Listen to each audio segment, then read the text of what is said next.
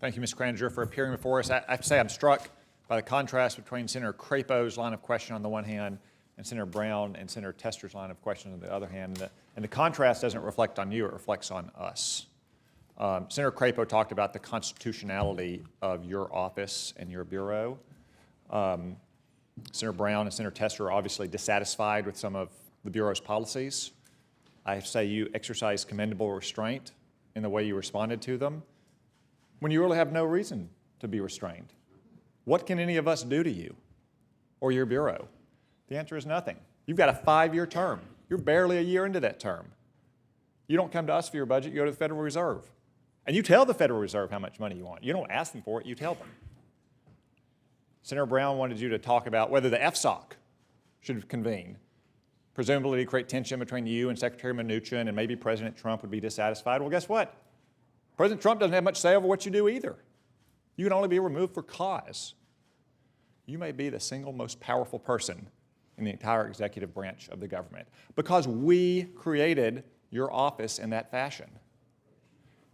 If the EPA director were in front of the Environmental Committee, I bet that they would be more deferential because they have to come to this body every year for a budget. Or the SEC commissioner were in front of this committee, he would be deferential because not only does he have to come every year for a budget, but he also has to come almost every year to get one of his 5 commissioners confirmed.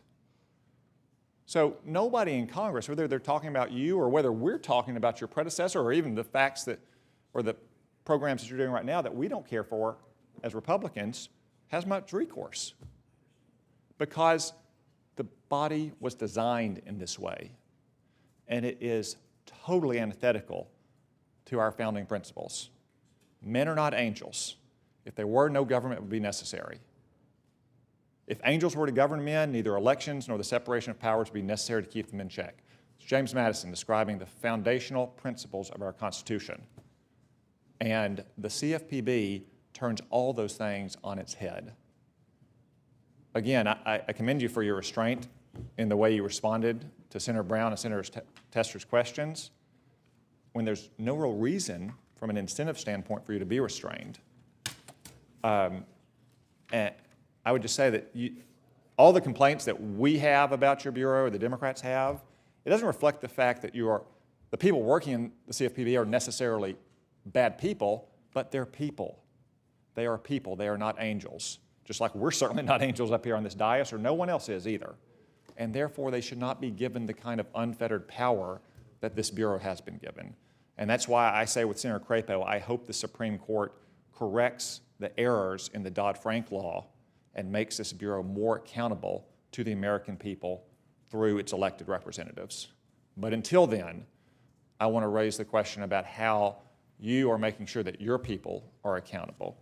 My office has been in touch with yours in the past, as you know, to encourage transparency and feedback around exams. Too often what we hear is that examiners are doing things they shouldn't be doing, or they have an attitude they shouldn't have.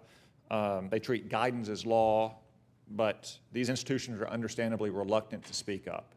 Has the Bureau yet created any formal feedback mechanisms outside of the Ombudsman channel?